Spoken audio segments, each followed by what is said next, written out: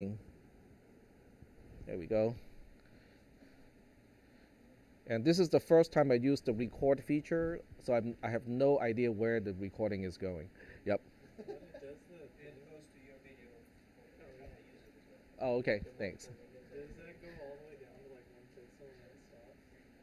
Oh, that whole effect thing? I'm guessing so. That's our base case, right?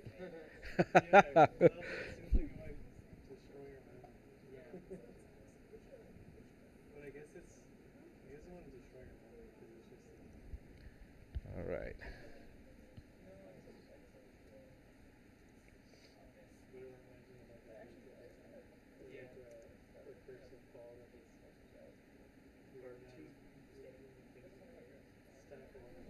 Okay. So I think the bottom of the browser still needs to be adjusted a little bit. You can't see all the way to the bottom. There we go. I specifically made a background that the background is the actual resolution of the projector. So if I take this out or minimize this, this kind of psychedelic pattern as an edge, it makes it easy to align things so that it.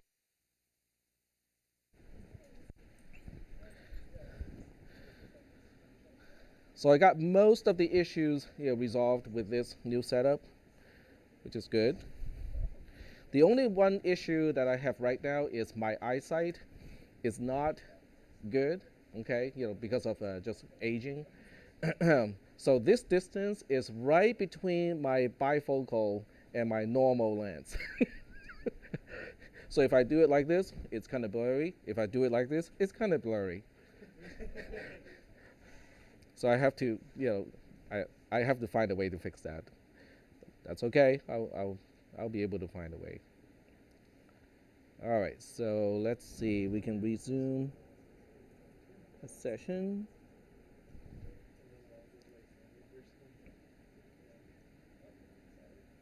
There we go. This is from my other class. All right. So for this class, we got a homework assignment for the graph stuff. So this is your homework assignment. It's just an application or trace of Dijkstra's algorithm. Let me turn that on first. Yep, there you go. All right, so this homework assignment gives you a graph. It only has 4 vertices, huge graph. It's not going to be as some of the other examples used. The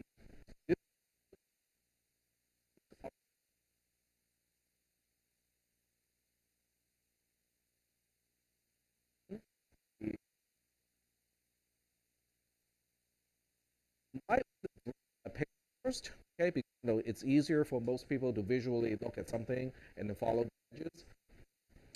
And then what we want to do is to use, and then you can use this sheet as a basis, kind of like what kind of format I'm expecting and stuff like that. So let me go there first so you can see what kind of document it is and what it looks like. So this is,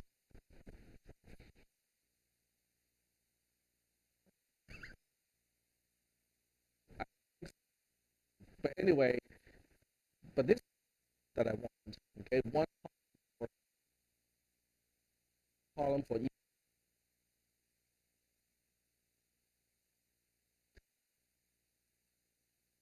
as the algorithm executes.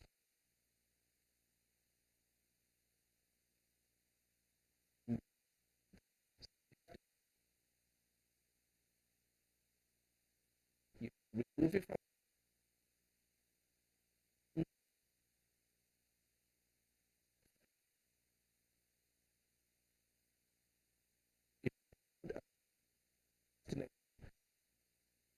the corresponding columns. So that's kind of what I want to turn in. Um, it is bound.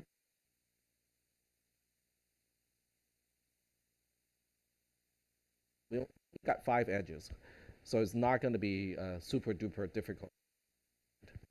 Does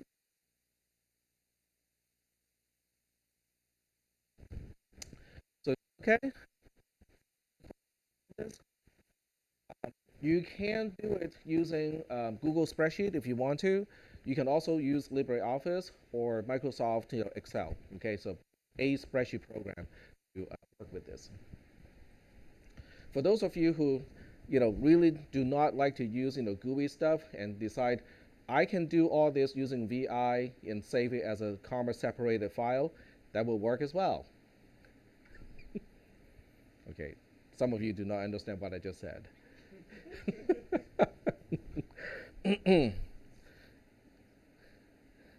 If you want to go old school, you can go all the way.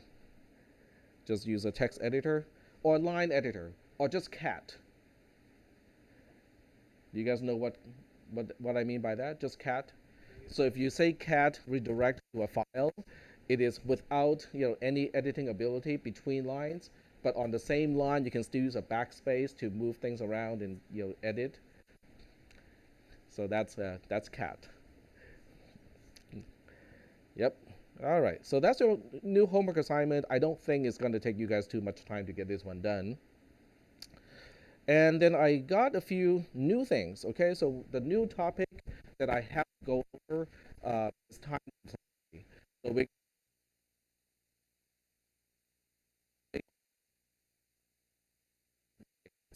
So time left, and we can go to the automata stuff that we kind of mentioned earlier. So I'm gonna I was actually thinking that I had to rewrite some of these notes here because of the transition from Moodle, to Canvas. As it turns out, I had many of these already written in the past, so I was able to locate all of this stuff from my website and just kind of spiff it up a little bit, and here it is. So kind of nice that I don't have to redo everything from scratch. So this slide talks about time complexity. Time complexity basically relates to the size of the problem and how much time it takes to solve the problem. Okay, so I'll give you in linear search. If you double the size of an array, in linear search, it will double the amount of time to find something or to confirm that something is not in the array. Does that make sense? Okay. A particular algorithm, the job of this algorithm is to add up all the values in an array. So in this case, how long does it take to sum up all the elements? Is it going to be proportional? It's proportional to the size of the array. Okay, so all of these functions, show that point. It's the amount of time it takes to sum up every single thing in an array is proportional to the size of the array. Okay.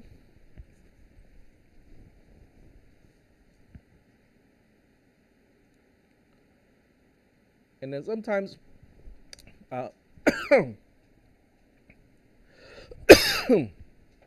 excuse me.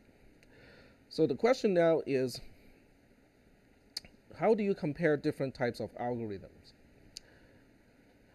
There are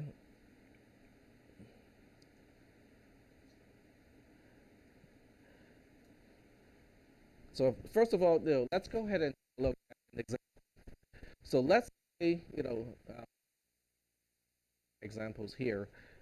It has to do with the amount of time that it takes to execute an algorithm changes with the size of the problem. All right, so we'll use an example of two different search mechanisms. One is binary search, and the other one is linear search. Linear search is known to be linear in terms of time complexity to the size of the array. What about binary search?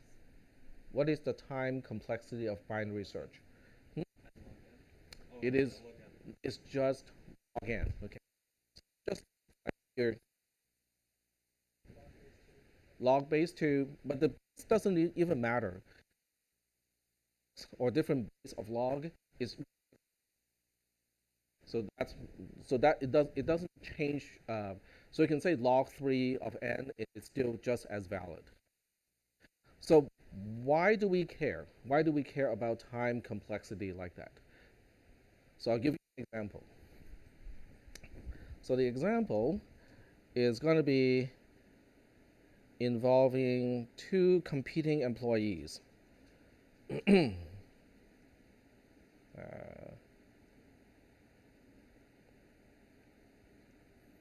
I don't want to restore that. There we go.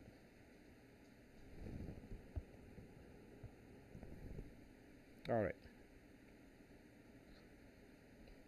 So let's say we have a not so friendly competition between two employees because the company is downsizing down to one single programmer. So we have to find out, who gets to stay with the company. This is problem size. Okay, so we'll say problem size is n, okay, which is the size of an array or the length of an array.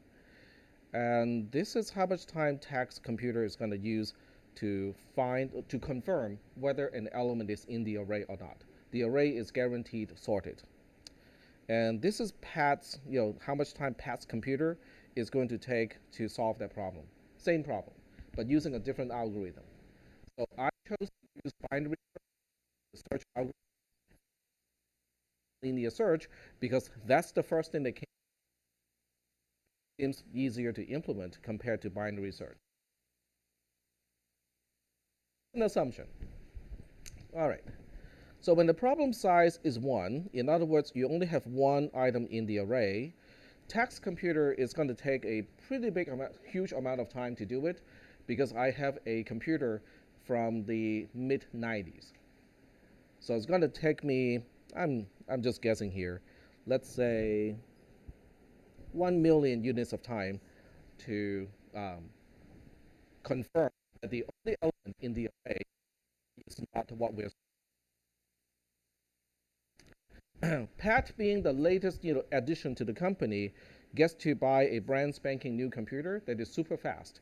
So by comparison, Pat's computer, even using linear search, will only take 1 unit of time to confirm whether the only element in the array is whether what we're looking for or not.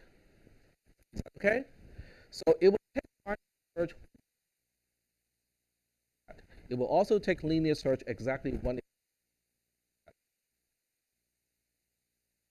Okay, so my boss says, you're going because your algorithm is a million time of what Pat's computer is using. Then I go like, well, let's make the problem bigger and see if it changes. Okay, so the next problem size that I'm going to solve is going to be 3. Instead of 2, I'm skipping the 3. I skip the 3.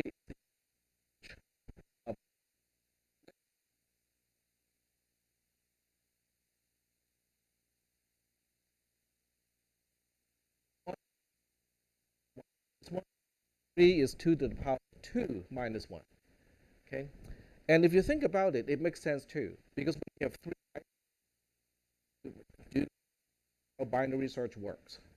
You take the 1 in the middle, right? And depending on the comparison outcome of comparing with the middle one, you either rule out the middle one and the one after, or one in the middle and the one before. Do we know the time complexity of binary search when you only have one element? Yes. So that's why I choose 3. So using that particular example, we know that when the problem size is 3, the amount of time it takes is just going to be whatever this thing is, and then plus 1 million. Because it takes 2 comparisons to confirm whether a value is an array or not using binary search. Does that make sense? Okay. In Pat's case, it is proportional to the size of the problem, so it is pretty easy to figure that out. It would take 3 units of time, in the worst case, to confirm something is not in the array because it's linear search. So what about the number? is going to be what? 7. In other words, we're just doubling the size of the previous case and then add 1. Doubling means, whatever is remaining is going to be the same size as what we saw earlier. And then the plus 1 is the one between the 2 blocks. Okay? So the next size up is going to be 7. So we are considering an array size of 7. So in my case, it's just going to be whatever the previous one plus, one more search or one more iteration. And then in Pat's case, well, that's easy to figure out too, because it really is just whatever this number is. So my boss is looking at this first line, because you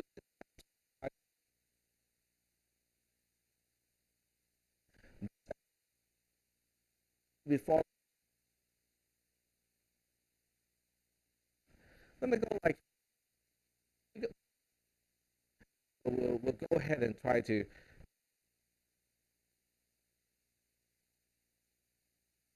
one.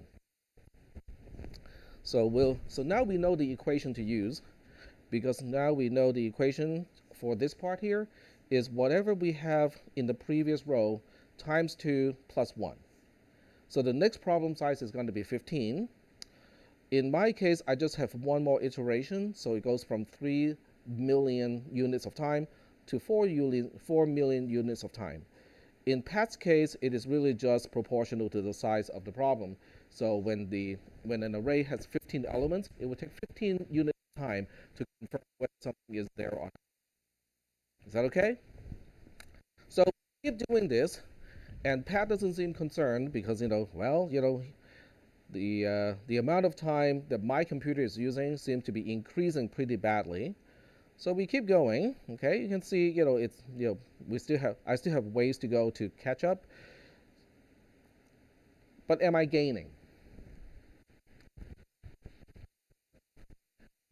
I'm not gaining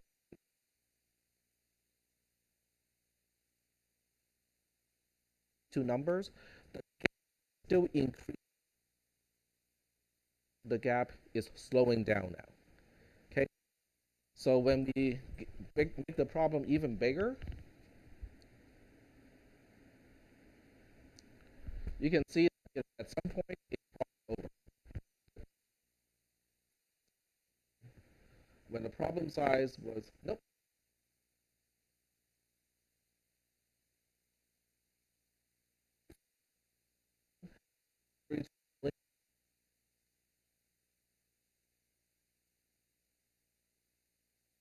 Algorithm. Very slow computer. The computer is supposed to be a millionth times the speed of the other one, but it eventually the other computer is going to have to pack up. The question now is what just happened? Attack is going to use an even slower computer. Would that it will only take a few more. Okay, we can increase the problem size to a few more notches. My computer would catch up, but it will eventually catch up. So what is going on here? The shape of the curve is different. Best way to understand time complexity is to look at it from the perspective of a graph. So let's see, we can block select the whole thing and insert chart. The third one. Okay, there we go. And that works. That works okay, but I want to use a line chart so we can actually see the connection of the lines. No, that's not. That is not what I want. I think you can do a scatter plot. Yeah, I think we need a scatter. And I think you can do a best fit line or something.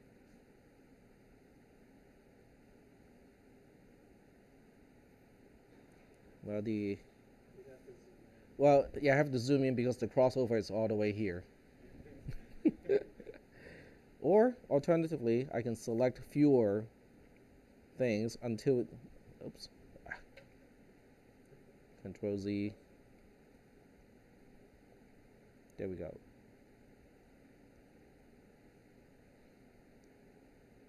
So we'll just stop here when it crosses over. So insert chart. And we want XY scatter. Turn it into a line chart. There we go. That's a much better picture. And finish. There we go. There. So we look at the amount of time that Pat's computer is using. Line is representing what my computer is using, and then the horizontal or the y-axis is the size of the problem. Time. So you can see that even if my computer will only change the inevitable by just shape of these two curves are fundamentally different. And important, we care about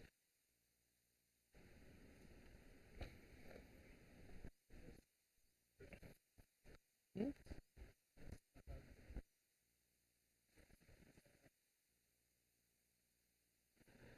so that you can, by the time complexity, you can choose whatever is more efficient. So efficiency becomes, kind of like a key. Why do we care about efficiency? I know that the processor is going to be faster, there will be more cores, and so on and so forth. So with process increasing, why do I care about efficiency?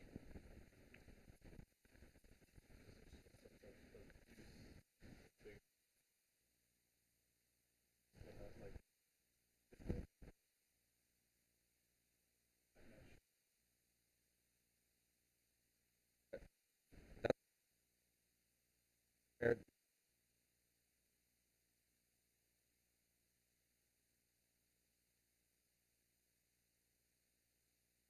improve.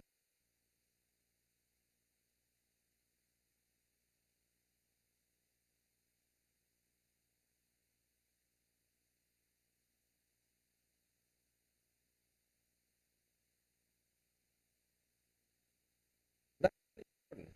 But the other issue with time complexity is sometimes the time complexity of algorithms that are not so efficient is so bad that it becomes unusable.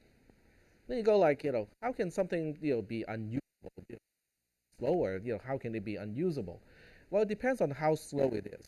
I can share with you an experience with Microsoft Word 2.0. Have I talked about this in this class? No? Okay. So I was working on my dissertation, and let's see, what would be the year?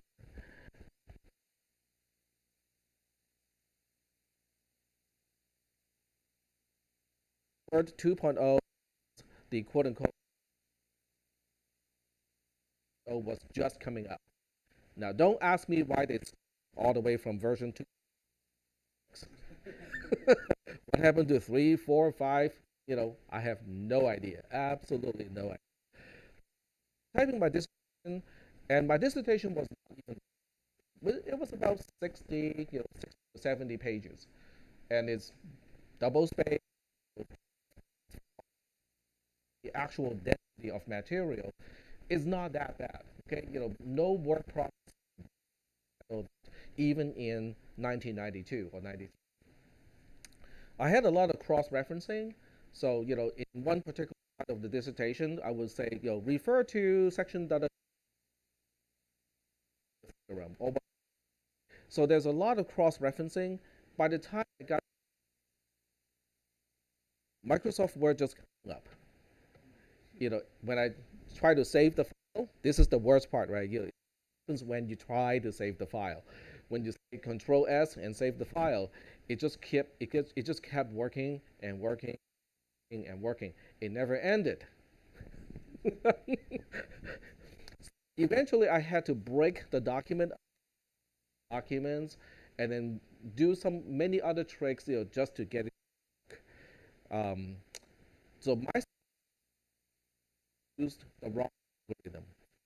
Okay, the time complexity is just it when or for ref, but when the number of references become like maybe 50 or 60 at the most, it became unusable.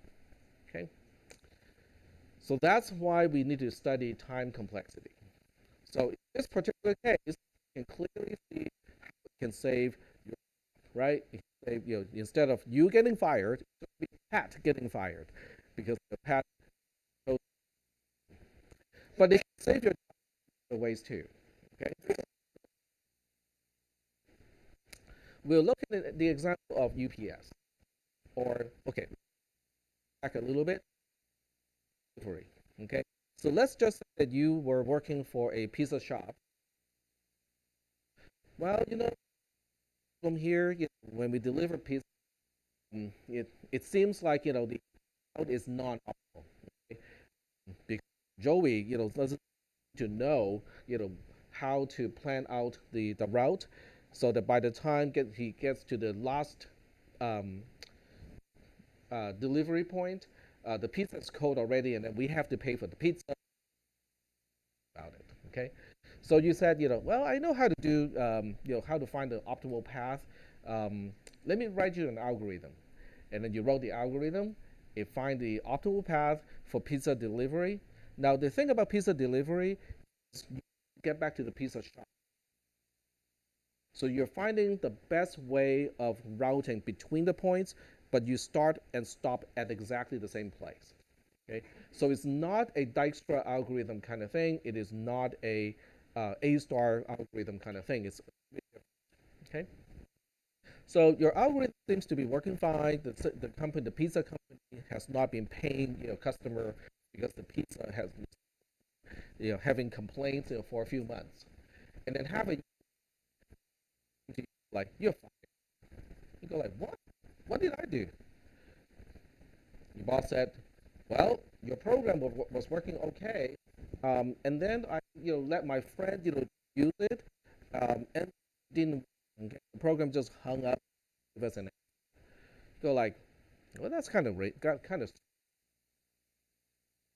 the same program, you know,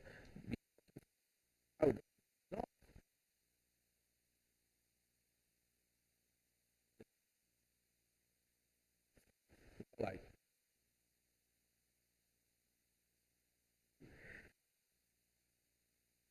then you think about, okay, so the max stop for pizza delivery is about 5 or 6.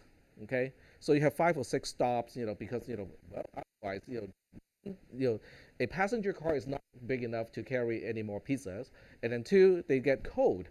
Okay, and then you ask your boss and go like, stops is typical for 100. Okay, so not know about algorithm, you would say ratio is about. So if it takes for a pizza shop, take a to solve the problem of UPS. You go like, well, it should be a problem. Maybe I deserve to be fired. But wait, this problem does not scale up linearly. Okay, the number does the amount of time it takes for this kind of optimization algorithm to complete is not linear to the size of the problem. They go like, well, how bad can it be? Squared? Cubed? Nope. Factorial. So now you're comparing 5 factorial, which is 120, with 200 factorial. I cannot even remember the order of magnitude. So we can give it a try here. That's why we have a spreadsheet, right? So we'll say equals factorial of 200, and is out of range. It doesn't compute the factorial of 200. But I'm not giving up yet. So let's see if we can find the answer here.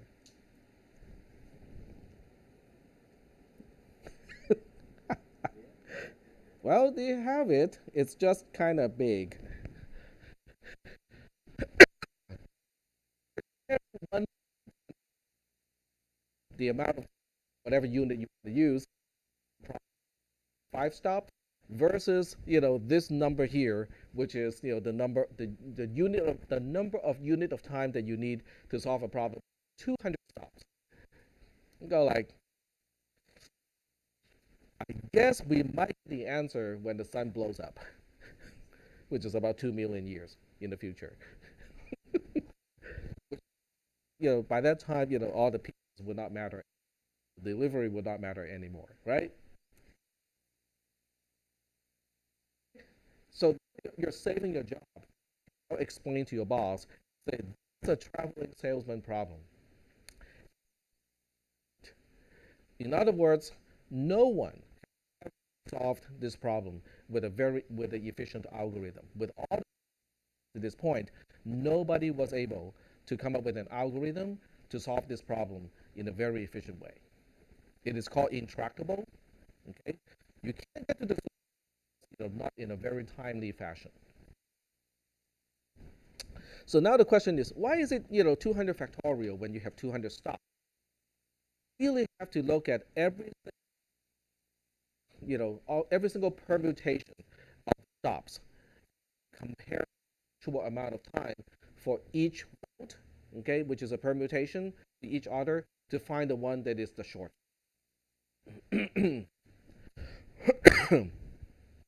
By the way, what is NP complete? What is NP? Does anyone want to give it a try? Yep. It is a polynomial. Excuse me. Non-deterministic polynomial. That is correct. So let's look at that term here. Non-deterministic polynomial. Okay. What does that mean in terms of technology? Non-deterministic basically means you have the potential of cores. So i7 processor these days. So non-deterministic means if you had a computer and they can all operate at the same time, then it is a polynomial time, which is going to be proportional to a power size, then it becomes n squared or something like that. Okay. The key part here is not the polynomial part. The key part here is the non-deterministic part of cores. Then it has a reasonable, have a magical computer that has an infinite.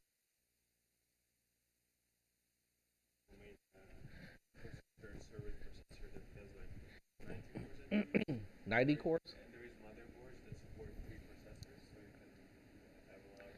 It's still finite. Okay, how does that compare to this number? Yeah. Because that's what they say.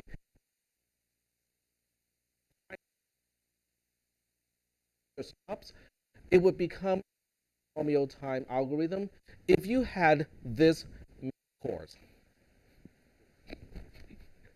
Because then each core is only responsible of a path with a particular permutation. That doesn't take much time. Just looking up the edges, add up all the cost of the edges, you're done. Okay, so that's linear time. You need this many cores to explore all of the options all at the same time in order for the algorithm to, and then it's not even time to find which route has the shortest, has the shortest length. Is that okay? And guess what? This is a very common problem. Many optimization problems turn out to be NP.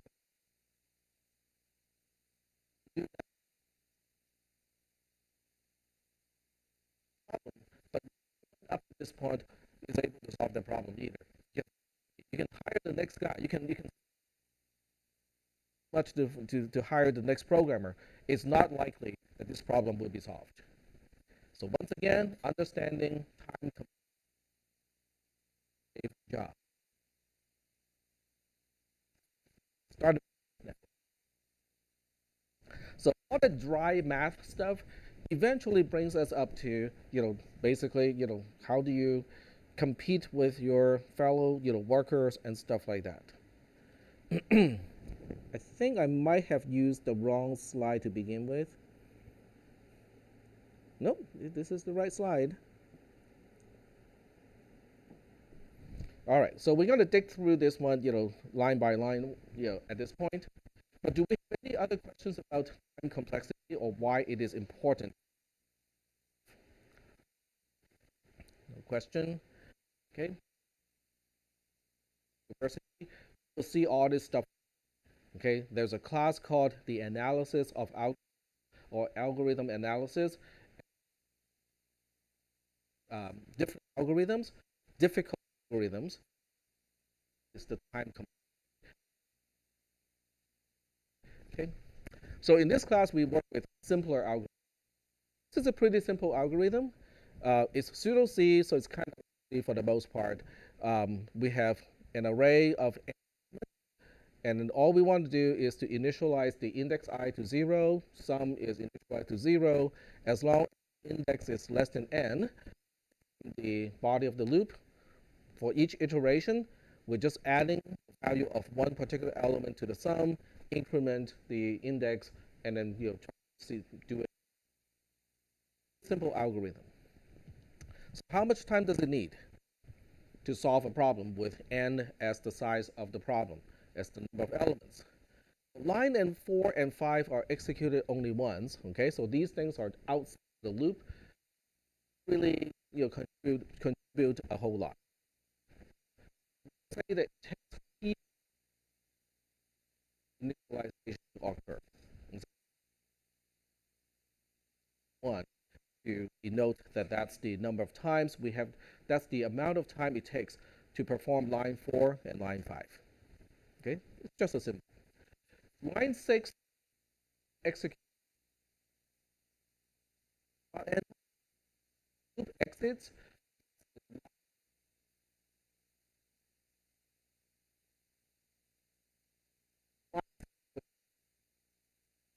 There'll be where the condition is true and when the condition is false. That's why we say that you execute line 6 n plus 1 times. Is that okay? Well, it's easy. Line 8 and 9 are executed on a per element basis. Since we have n elements in the array, those two lines execute exactly n. Is that okay?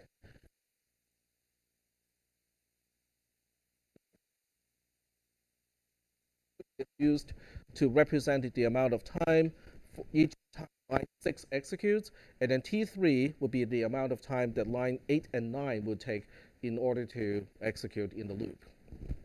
So the total amount of time, we'll say is f of n, is, well, 1 plus t n times 2. So now we get t1 plus t2 as one kind of constant. T2 plus t3 is multiplied by n.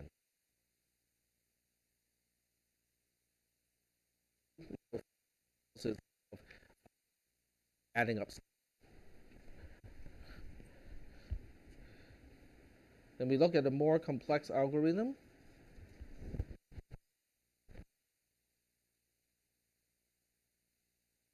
See the part, okay? Yields T1, T3. Now, I'm not explaining why that is the case, so the analysis of the algorithm is not performed. T1, T2, and T3, so that the exact amount of time that it takes for bubble sort to finish is some t1 plus n times t2 plus some n squared times t3. And by so when you look at something like this, n is large, which part matters? Do you think t1 is going to matter when n is like 20 million? Nope. What about n1? What about t2? Doesn't matter either. It's only t3 that's going to matter because is then a constant or just n. Is that okay? So for the most part, when we look at the time complexity of bubble sort, we don't even consider T1. It's like, well, that's not really that relevant. We don't even consider T2 because it's also not relevant. We only consider, oh, there's an n squared multiplying to T. So the n squared becomes the key issue of bubble sort. Is that okay? So when you have an expression that has multiple components, only the component is growing the fastest really matters. The rest, we don't really care that much. Is that okay? So we are not really that concerned about the exact amount of time that a particular execute. We just need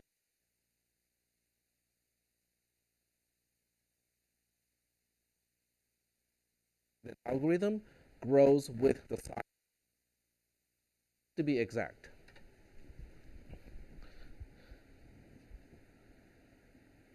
So how do we compare algorithms then? Well, when you compare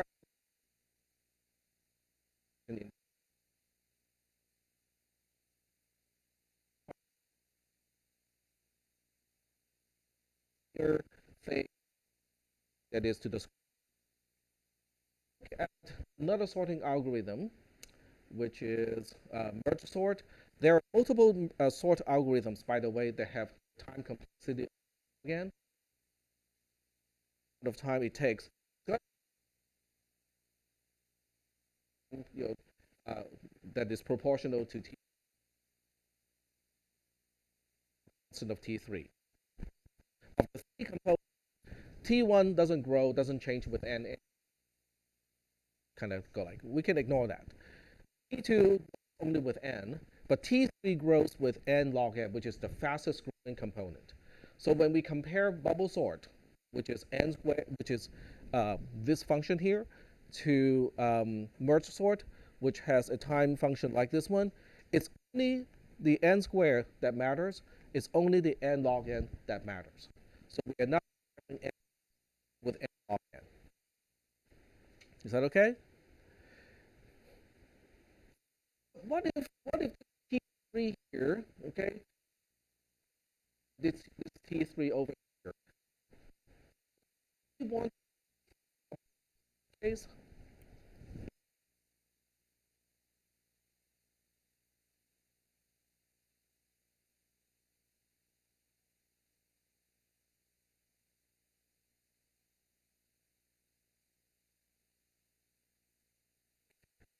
bubble sort in terms of if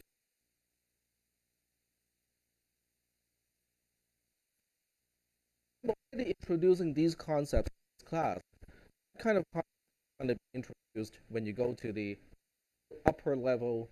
How do you call that thing? It's the upper division. Yeah, upper division of. In those classes, they will take you through the analysis of the merge that you can this particular. I just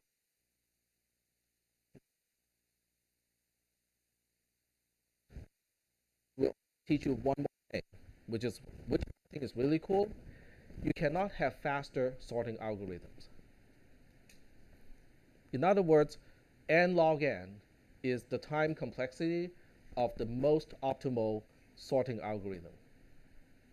There exists no sorting algorithm with a better time complexity. Now, isn't that kind of cool? Because now you have a bound. You can basically say, once I have found an algorithm that has a time complexity of n log n, I can stop. I don't have to search any further because no algorithm can be faster than that. Okay, so now what you're looking for, if you really think,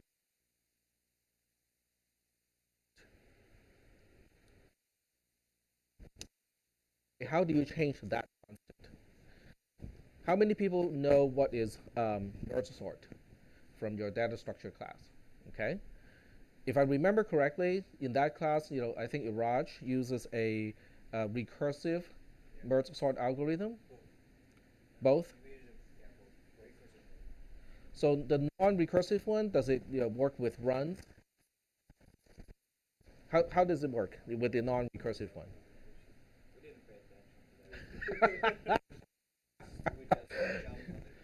Okay, so the recursive one, even though it looks cool because it's recursive, right? It's easy to analyze in a recursive. It's okay. But the time constant, the T3, is actually going to be costly. So the non-recursive one, you basically have three arrays. Okay, so what you do, okay, you used to be able to do this on a piece of paper. I can do it on the, well, better yet, I can do it like this. Got to use the features, right? When you have the features, you have to use those.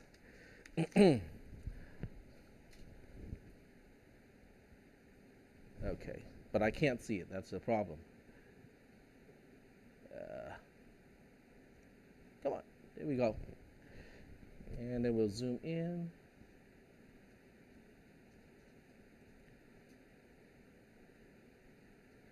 Okay, next time I'm gonna bring my little clip-on glasses because that allows me to actually see at about this distance. And it flips up too when I don't need it. Context is not gonna help. The problem is not because I cannot focus, it's because I cannot change focus. So my retina is fine. After correction, I actually have better than 20/20 vision. It is the lens refusing to change its shape, so I can't change the focus or the focal point when I go from near to medium distance to far. So I have to rely on the lens to help me do that. Now, once they make autofocus glasses, now that would be cool to have. And I think it's doable, now that we have all kinds of flexible material and also the control circuits and whatnot, because all you're doing is you're replicating the mechanism of a human lens. So you use, tension to change the shape of the lens. So you pull to make it flatter, to look at things that are far off, and then you let it relax and have a higher curvature when you look at something closer. So it's doable. It's actually possible. Okay, it's a matter of how much time do we want to spend on it, and how much research do we want to spend on it, when the bifocal is what most people want. Okay, so getting back to merge sort. So in merge sort, okay, the first step is called split. Okay, so when you're splitting, the non-recursive version is going to use one array as the input array, and then it will do the split into two different output arrays. Okay, and the way it works, or the way the version works, is really simple. Just array, use a run, you throw everything into the same. That will use and then you keep doing the run until it breaks the run. Then you switch back to the first array, and array. Thing that's in sequence, put it into one array until you see something out of sequence. The moment you put it into the other array. Okay, so you just basically switch between the two as you go through the input array. That is a very crucial way. Everything is just looking at the next item, because you're going through the input array sequentially. You're also writing things into the new arrays sequentially. You only have three fronts, one reading front, two writing fronts. What about the search process? Start with the two arrays, okay? Just Here, the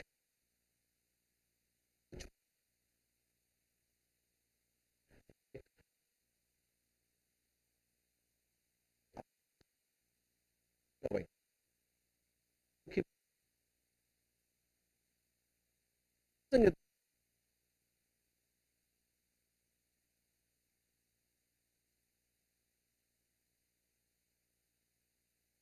access to the array is sequential. To the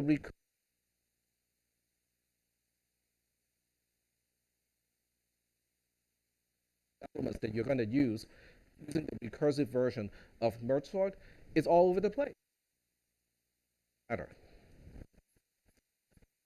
Especially with a modern processor. With an older processor,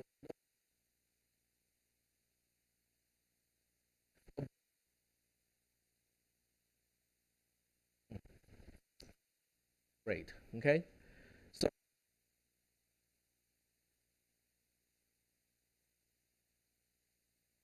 why is that important? Does anyone looked into audit speed? Okay, but exactly how is it going to help? Why is it helpful?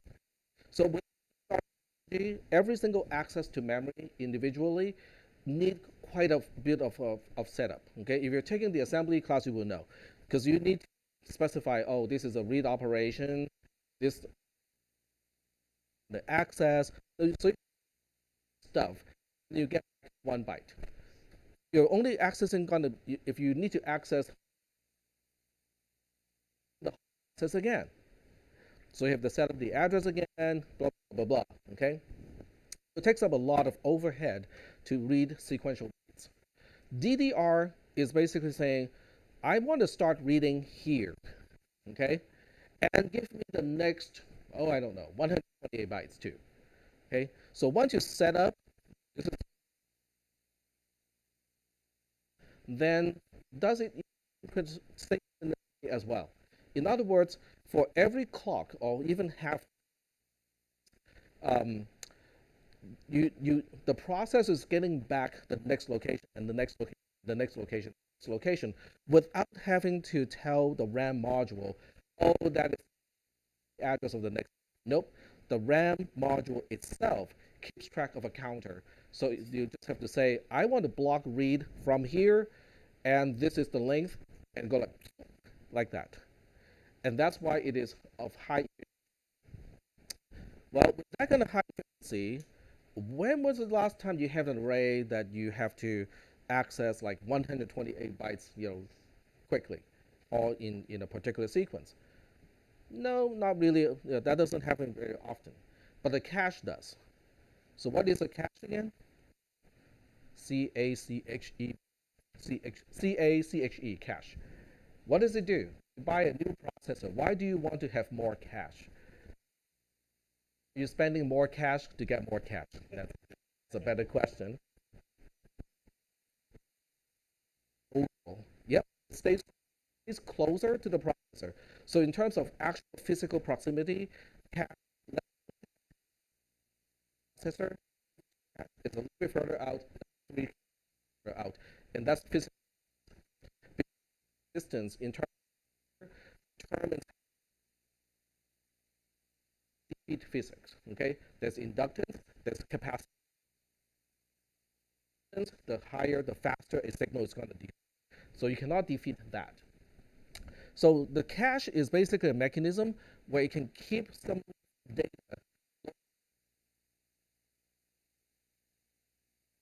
accessing RAM. Is that okay? So DDR together with caching, or a single individual page of cache is not 1 byte. That would be totally senseless. Okay, because in memory, particular, you need a lot of overhead to keep.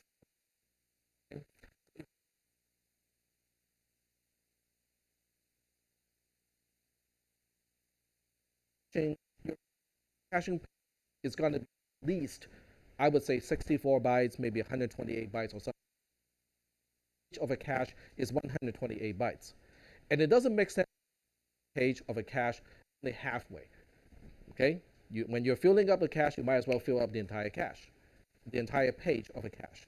So now you have the need to read 108 bytes very quickly in a sequence, and DDR helps you with that. Is that okay?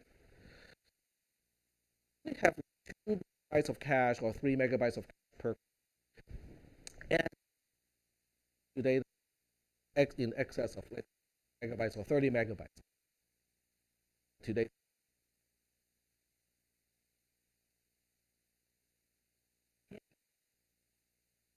the cache is only so big.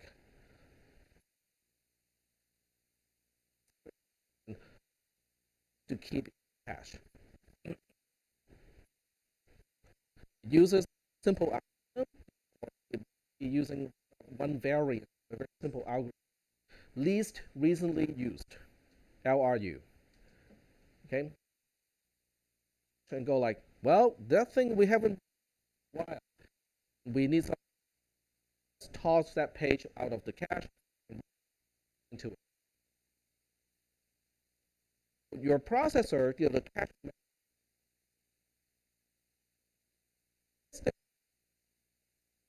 like 4 clocks ago. Better. So it's keeping track of all that stuff. To what we are talking about. When you read in a sequential way, do you think you'll be hitting the same?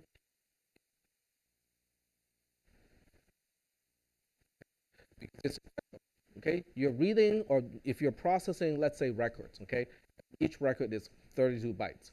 You're reading the first 32 bytes, then the next 32, then 30, so on. Access is linear.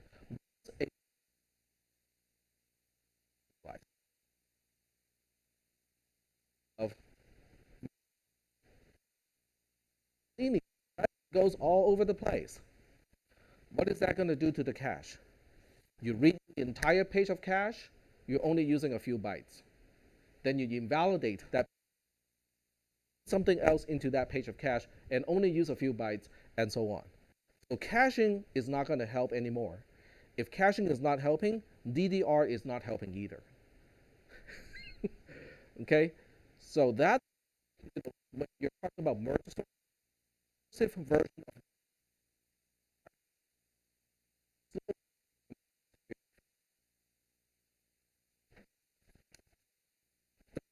go ahead. I guess the way that they're image because they crush it. Yes. Stuff. Okay, on top of the caching issue, also has an overhead. Do not every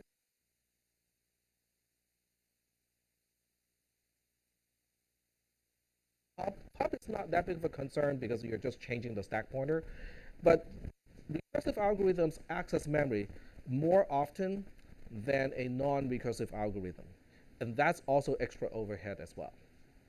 Okay, so the origin sort, like what it was used in terms of. So let's say we're in the sixth, the right, a screensaver, nice.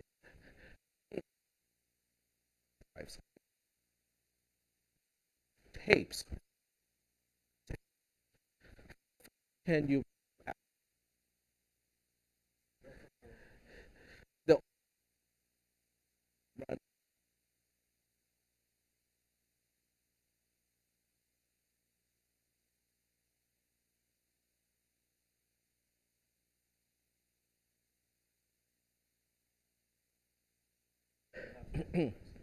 hmm? It cannot random access. Exactly. It's not constant time random access. Okay. So when you have like millions of records,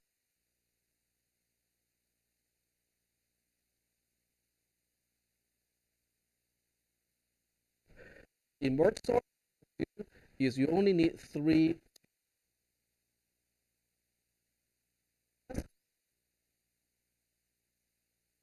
tapes serve as the output. Go through the algorithm, output to output tape. Tape is only you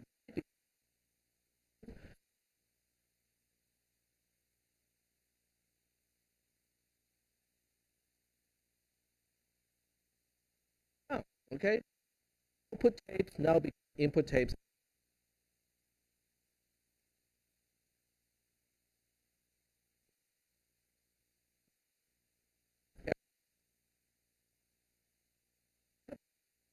In terms of memory, back in the 60s, they don't have much memory, okay? You don't need, you don't memory on tape. All you need is the ability to records. To do is say, well, which one, and then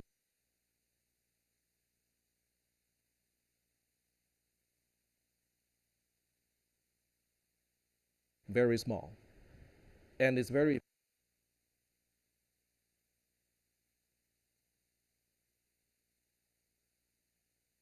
is why merge sort is of significance when we talk about efficiency, because quicksort is fast too, but quicksort has the same problem as the recursive version of merge sort, which means you're accessing items in an array in a fairly non-linear way. I know there's a pattern to it, okay? It's not completely random, but it's non-linear. The problem is it is not linear. Is that okay? All right. So I know I had a little diversion here, but I think it is really important to point out that sort of thing. So even with the same time complexity, there are still considerations that can make it go faster or slower. Now, it becomes a it's not a complexity issue, but it's a constant issue. You can still make a difference. All right. Yeah, let's not save that. Okay. So after we talk about this comparison here, okay, and the point is, T3 of this particular algorithm and T3 of this particular algorithm does not really matter because they don't change the shape of the curve. So 2.3, okay, this is really bothering me, so I need to kind of have my correction next. It's about topic estimate. In other words, we care when it's really large. Okay, so we only care when. What do we do with that in that case? Look at f of n be the actual time that it takes for them to complete. So it's not an estimate. This is the exact time. With respect to the size of the input, so f is with respect to the size of the input, and we'll use g to denote an approximation. It's to have a simple approximation instead of the exact time, but it's a long and complex so now we want to find out how does the actual time f relate to the estimate time of g. We want g to be g and n cubed again. F can be half of n squared times something, log of n times something, okay, and then the square root of something simple.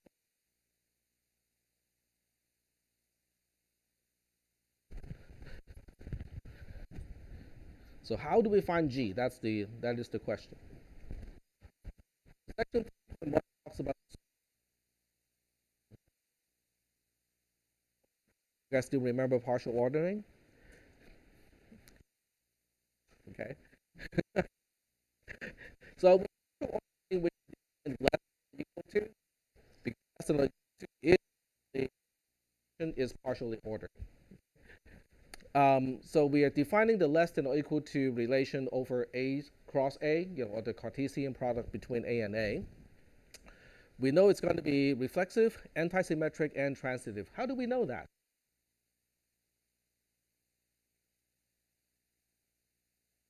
Okay. So next we'll define some, x as a subset of A. Okay, not a proper subset. It can be A itself, which means x has some of the values of A. We'll then define a predicate. Predicate. What is a predicate? Is yeah. Yep, that's what it is. It's function true or false. That's all it is.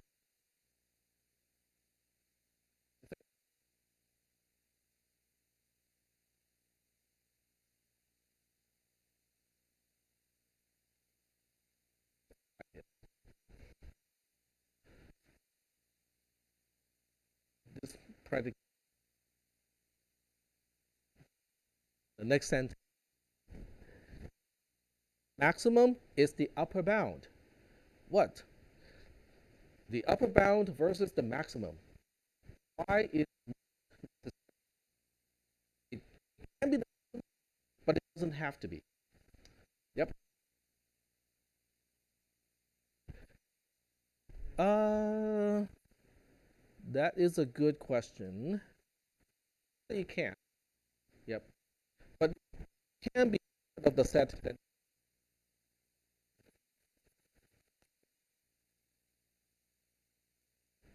So why?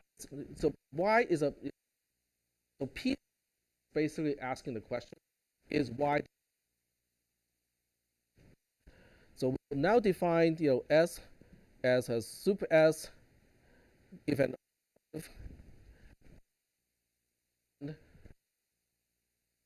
S prime P of S prime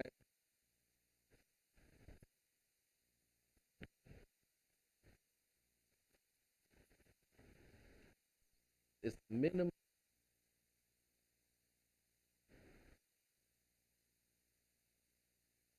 I cannot notate what the that such that seems to make sense. Yep. So we want the upper bound of X. So it's not just the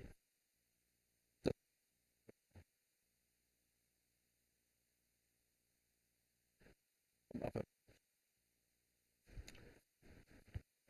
So it's set right here maximum of need X. So, and that answers the question. Outside of the set of uppercase X. Max, on the other hand, has to be infinite. Okay. Defines infinitum. What do you think defines infinitum? Without going through all that gibberish. Okay, just reverse this. That becomes so one is kind of the upper bound, but we want the smallest of it. One is the lower bound. We want the smallest of it. We want the largest of that. So when we look at the limit of a sequence, define the section.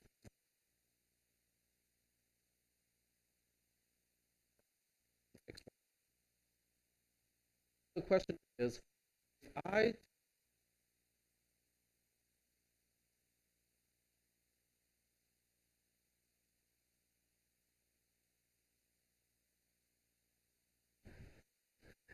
do you guys remember your calculus or pre?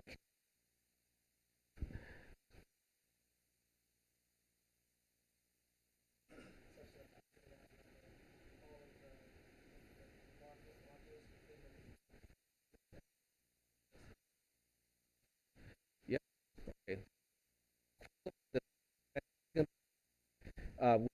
We're running out of time, but I think we still got enough time to go over the.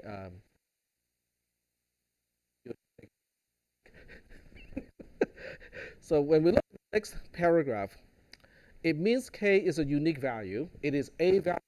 So k is not a function. It is not a sequence. It is a particular value that satisfies this particular requirement. What requirement are we talking about?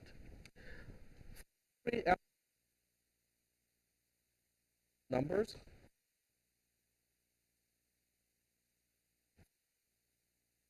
What's that?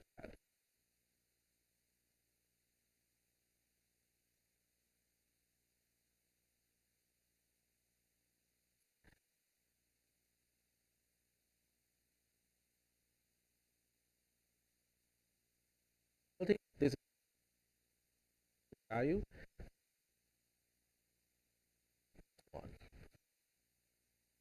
In other words, define like a buffer. Okay, so this is k. Epsilon is basically a buffer, and we basically say for every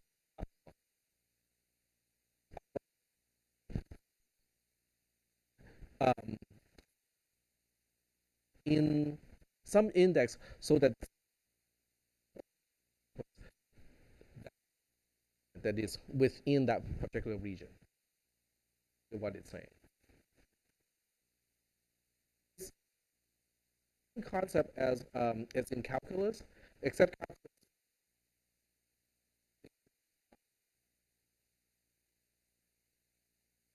and you're looking at the and you say the limit goes to k if and only if for any number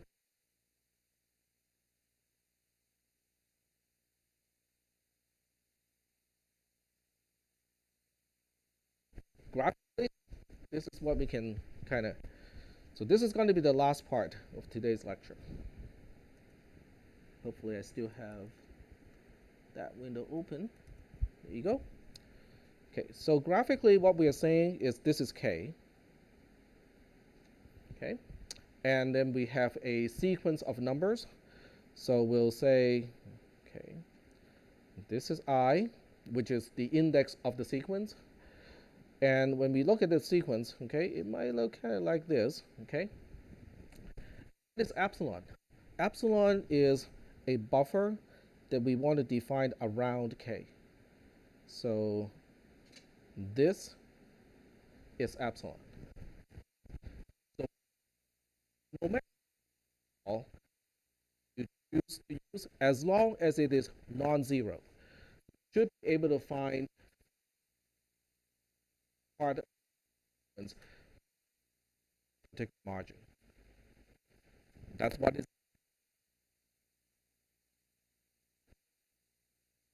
okay. Is that concept remembering your pre-calc stuff? Yep, like that. We're running out of time today, so read the notes ahead of me, and then we'll continue with this topic on next Monday. Yep. If you don't see the lecture recording today, just send me a note because I have to upload it now. I cannot stream until they clear my.